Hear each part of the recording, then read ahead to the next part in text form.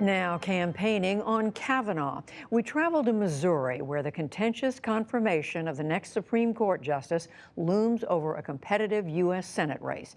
Lisa Desjardins reports on how one of the most divisive topics in politics has taken center stage in the campaign.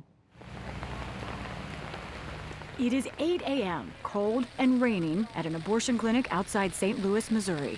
We just want to let you know that we're here for you. 26-year-old Reagan Barklage aims for a soft approach, but she is here to try to intercept women and talk them out of an abortion. When women pull up to the driveway, we can go up to the vehicle and just say, "Hi, how are you?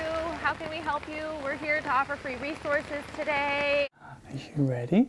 Barklage, who works at Students for Life, an anti-abortion group, is part of a highly motivated community that wants two things: Brett Kavanaugh on the Supreme Court and more anti-abortion Republicans in the U.S. Senate. My faith tells me that I need to do something to end the injustice. So for me, it's not a religious issue, it's a human rights issue. So that's 2 buildings over. A few hours later, in downtown St. Louis, Pamela Merritt is also incredibly motivated in the opposite direction. Missouri is teetering on a brink, the likes of which I have never seen, and I've been doing this for a while. She organized a conference this weekend for progressive campaign activists after building her own nonprofit to advocate for abortion access. The women who are overwhelmingly impacted by restrictions and also by criminalization are poor women of color and who look just like me and who deserve access to abortion without limits and without restrictions. The two women with counter campaigns share a current focus: how a potential Justice Kavanaugh could impact the future of the Supreme Court's landmark 1973 decision to legalize abortion, Roe v. Wade.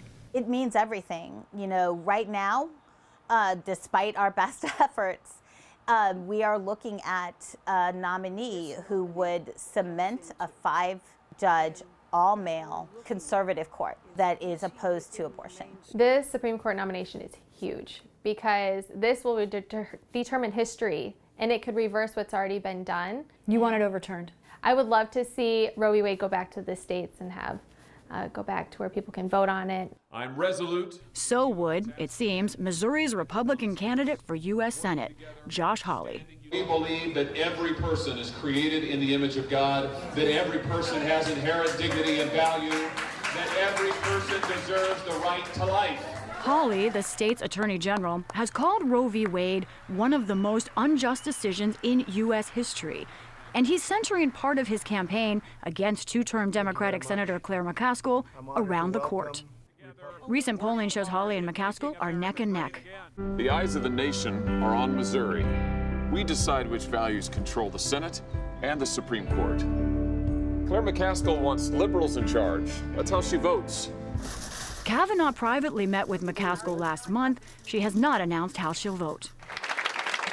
She got an overflow crowd in rural Franklin County Saturday, a group of Democrats that want her to vote no on Kavanaugh. The former prosecutor explained the pressures coming from both sides. He goes, "Oh, she's trying to figure out what the winner is for her politically." There is none. No matter what I do, there are downsides to it. Missouri has been a hotbed of debate and court action over abortion since the 1970s, and a factor in McCaskill's last race 6 years ago.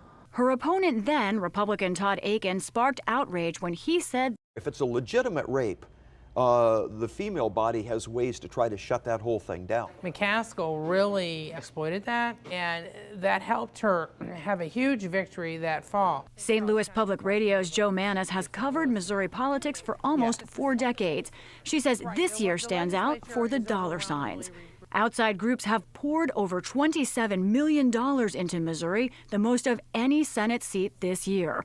One conservative group launched a statewide bus tour about Kavanaugh. Others are blitzing TV screens.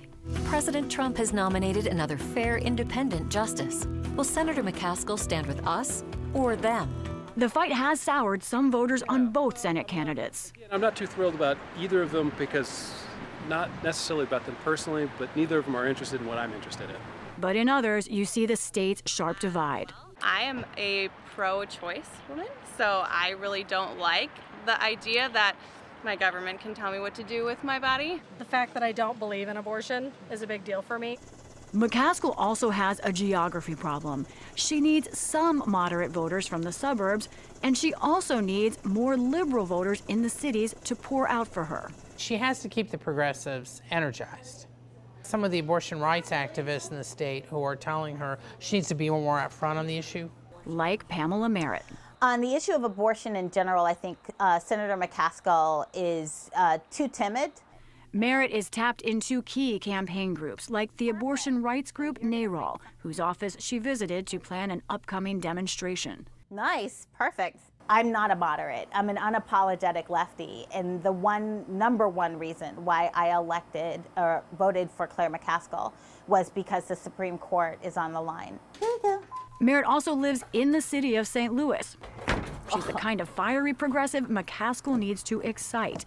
Out in the suburbs, I like having the shade open because Reagan Barklage is precisely the kind of Republican Josh Hawley needs, conservative and motivated.